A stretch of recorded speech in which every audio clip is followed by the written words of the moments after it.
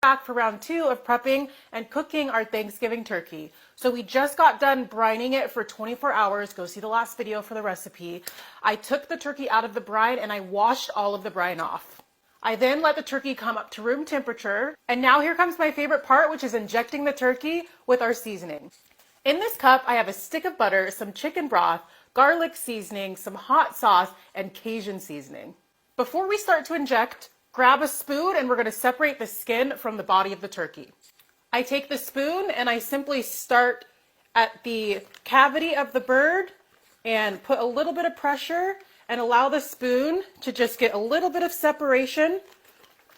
You don't want to forget the legs and the thighs of the turkey as well.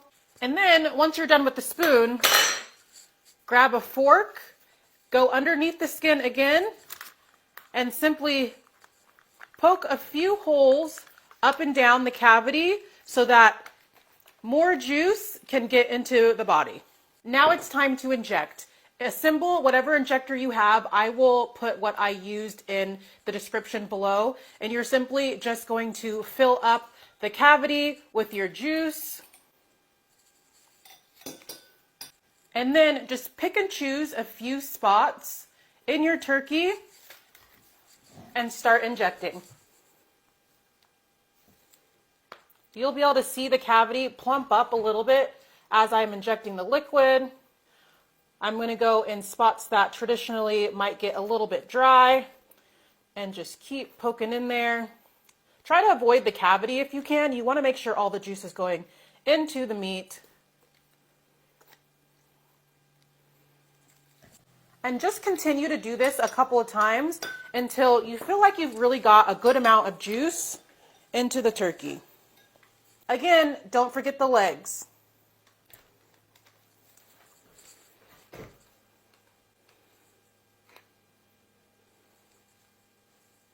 For the next step, I've cut half a stick of butter into slices, and I'm going to season them with Cajun powder or Cajun seasoning, garlic powder. Now this is garlic powder, not garlic salt. You want to avoid garlic salt so you don't make your turkey too salty. And then poultry seasoning.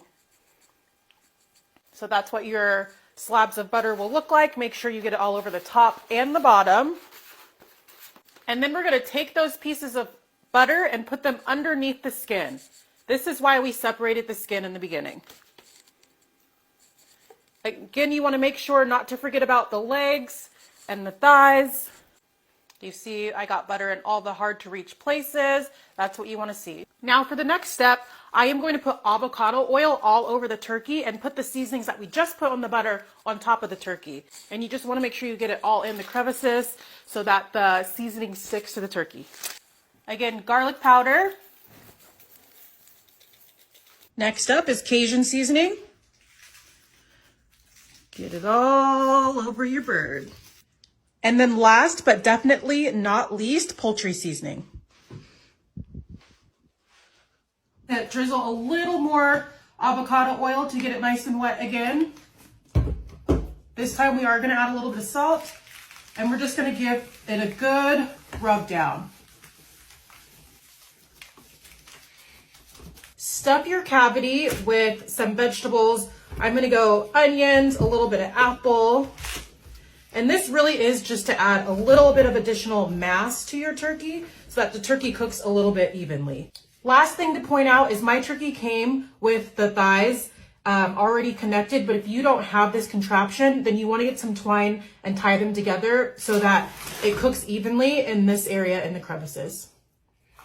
Okay, our turkey is ready to go onto the smoker. I'm going to cook it for the first hour and a half at 275. Then I'm going to turn it up to 300 until it's done cooking. We want to make sure the internal temperature of the turkey gets up to 165 degrees. So I'm going to use thermometers throughout the cooking process so that we make sure we don't undercook it or overcook it.